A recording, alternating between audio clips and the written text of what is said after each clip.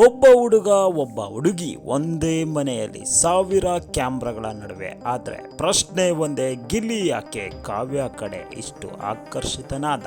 ಇದು love R ಸೈಕಾಲಜಿನ ನೋಡೋಣ ಬನ್ನಿ ಬಂಧುಗಳೇ.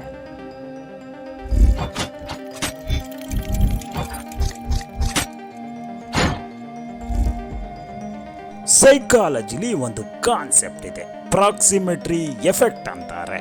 ಅಂದರೆ ನಾವು ಯಾರ ಜೊತೆ ಹೆಚ್ಚು ಸಮಯ ಕಳೆಯುತ್ತೀವೋ ಅವರ ಜೊತೆ ಆಟೋಮೆಟಿಕಲಿ ಬಾಂಡಿಂಗ್ ಡೆವಲಪ್ ಆಗುತ್ತದೆ. ಒಂದು ಮನೆಯಲ್ಲಿ ದಿನವೂ ನೋಡೋದು, ಮಾತನಾಡೋದು, ಟಾಸ್ಕ್ ಆಡೋದು, ಈ ಕಾನ್ಸ್ಟೆಂಟ್ ಪ್ರೆಸೆನ್ಸ್ ಅಟ್ರಾಕ್ಷನ್ ಕ್ರಿಯೇಟ್ ಮಾಡಿದೆ.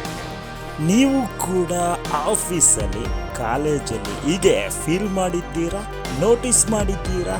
ಗಿಲ್ಲಿ ಮಾತನಾಡುವಾಗ ಕಾವ್ಯ ಜೊತೆ eye to eye contact maintain ಮಾಡಿದ್ರು. ಇಡೀ ಬಿಗ್ ಬಾಸ್ ತುಂಬ ಗಿಲ್ಲಿಯ ಈ ಪ್ರೆಸೆನ್ಸ್ ಹೆಚ್ಚಾಗಿ ವರ್ಕೌಟ್ ಆಗಿದೆ.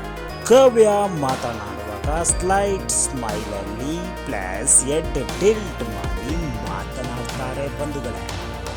ಸೈಕಾಲಜಿ ಹೇಳುತ್ತೆ, long eye contact is equal to emotional connection signal. ಆದ್ದರಿಂದ ಅಟ್ರಾಕ್ಷನ್ ಡೀಪ್ ಆಗ್ತದೆ. ಒಬ್ಬ ವ್ಯಕ್ತಿ ತಮ್ಮನ್ನು ಅರ್ಥ ಮಾಡಿಕೊಂಡಾಗ ನಾವು ನ್ಯಾಚುರಲಿ ಅವರ ಕಡೆ ಪುಲ್ ಆಗ್ತೇವೆ ಬಂಧುಗಳು. ಸ್ಟ್ರೆಸ್ ಮೂಮೆಂಟ್ಗಳಲ್ಲಿ ಕಾವ್ಯ ಕಾಮ್ ಇದ್ದರು. ಅದು ಗಿಲ್ಲಿಗೆ ಎಮೋಷನಲ್ ಸೇಫ್ಟಿ ಫೀಲ್ ಕೊಟ್ಟಿದೆ. ಬ್ರೈನ್ ಡೋಪಮೈನ್ನ ರಿಲೀಸ್ ಮಾಡುತ್ತದೆ ವೆನ್ ವಿ ಫೀಲ್ ಅಂಡರ್ಸ್ಟುಡ್. ಒಂದು ದಿನ ಕಾವ್ಯ ಗಿಲ್ಲಿ ಡಿಸ್ಟೆನ್ಸ್ ಮೈಂಟೈನ್ ಮಾಡಿದ್ರೆ ಯಾರು ಹೆಚ್ಚು ರಿಯಾಕ್ಟ್ ಆಗ್ತಾರೆ? ಸೈಕಾಲಜಿ ಏನು ಹೇಳುತ್ತೆ ನೋಡೋಣ ಬನ್ನಿ.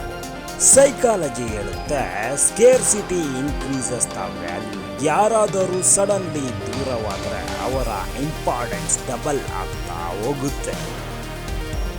ಆದರೆ ದೊಡ್ಡ ಪ್ರಶ್ನೆ ಇದು, ಕಾನ್ಸಿಕ್ವೆನ್ಸ್ ಡಿಸ್ಟೆನ್ಸ್ ಅಥವಾ ಬ್ರೈನ್ ಕೆಮಿಸ್ಟ್ರಿ ಅಥವಾ ಅಟ್ರಾಕ್ಷನ್?